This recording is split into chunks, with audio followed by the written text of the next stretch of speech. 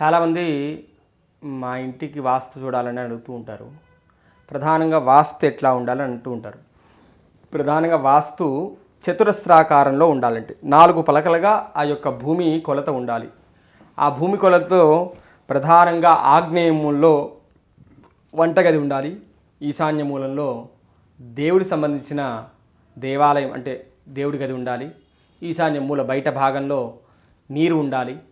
వాయవ్యంలో చిన్నపిల్లలు కానీ పెద్దవాళ్ళు ఉండే ఒక రూము ఉండాలి.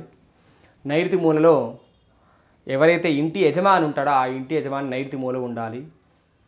అశుద్ధం అనేది మనకి వాయవ్య మూలలో కానీ నైరుతి ఆగ్నేయ మధ్య భాగంలో కానీ మనం అశుద్ధ అంటే బాత్రూమ్స్ పెట్టుకోవచ్చు. వంటగది ఒకవేళ మనకి ప్లేస్ అనుకూలంగా లేకపోతే వంటగది పక్కనైన దేవాలయం మనం పెట్టుకోవచ్చు. ఈ విధంగా వాస్తుంటే కొంత అందరికీ అనుకూల స్థితులు కలుగవచ్చు. మెట్ల కింద టాయిలెట్స్ ఉండొచ్చా అని అడుగుతూ ఉంటారు కొంతమంది. అంటే ఆగ్నేయ మూలలో ఉంటే ఉండొచ్చు, వాయవ్య మూలలో మెట్లు ఉన్నా కూడా బాత్రూమ్ ఉండొచ్చు. ఎందుకంటే అవి బయటికి వెళ్ళిపోతాయి కాబట్టి అక్కడ ఉండవచ్చు. నైరుతి మూల ఈశాన్య మూలలో బాత్రూమ్ ఉండకూడదు. బెడ్రూమ్లో మనము తలని దక్షిణం వైపు పెట్టుకోవాలి. అట్లానే లేదా పరమటి వైపు తలని పెట్టుకొని ఉండాలి. మనం ఉదయంగా లేవగానే మన యొక్క ముఖం అనేది సూర్యుని మనం చూస్తూ ఉండాలి కాబట్టి తూర్పు భాగం వైపు మనం చూస్తుంటే కాళ్ళు తూర్పు వైపు ఉండాలి, తల పరమటి వైపు ఉండాలి, దక్షిణము వైపున తల ఉండాలి, ఉత్తరం వైపు కాళ్ళు ఉండాలి.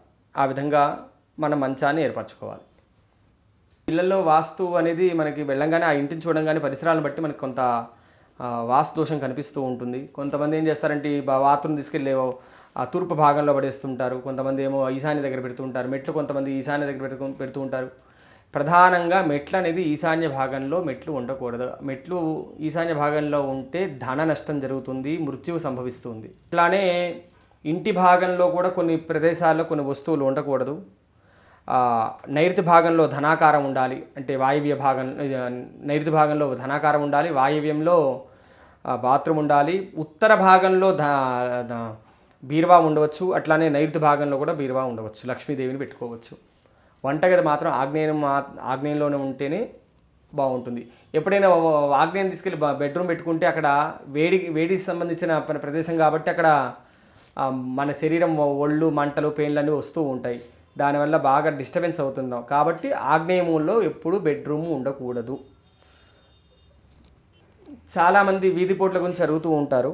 స్వామి మా ఇంటికి వీధిపోటు ఉందని చెప్తుంటారు, ఏంటి వీధిపోటు అంటే ఏందని అడుగుతూ ఉంటారు.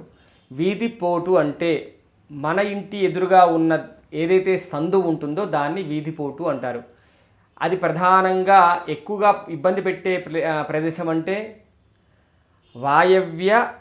వాయవ్య ఉత్తర భాగాన్ని, అట్లానే నైరుతి పరమడ భాగాన్ని, నైరుతి దక్షిణ భాగాన్ని, తూర్పు ఆగ్నేయ భాగాన్ని ఎక్కువగా వీధిపోటుగా ప్రధానంగా తీసుకుంటాము. మిగతా పరమడ వాయవ్యము, ఉత్తర ఈశాన్యము, తూర్పు ఈశాన్యము, దక్షిణ ఆగ్నేయము ఇవి వీధిపోటుకి పెద్దగా ఇబ్బంది కలిగించవు. మిగతా మాట వీధిపోటు కలిగిస్తుంటాయి. వీధిపోటు అంటే ఎదురింటిగా ఉన్న వాళ్ళ ఇంట్లో ఉండే సమస్యలన్నీ కూడా మన వైపు చూస్తుంటారు కాబట్టి దాని సమస్యల వల్ల ఇంట్లో స్ట్రగల్ అవుతూ ఉంటారు, ఇబ్బంది పడుతుంటారు కాబట్టి అందుకనేసి అది వీధిపోటు అవుతుంది.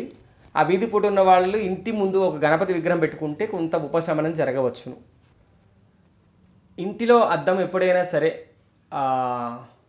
మన బెడ్రూమ్లో తూర్పు భాగంలో పెట్టుకోవడం కానీ ఉత్తర భాగంలో పెట్టుకుంటే మంచి జరుగుతుంది.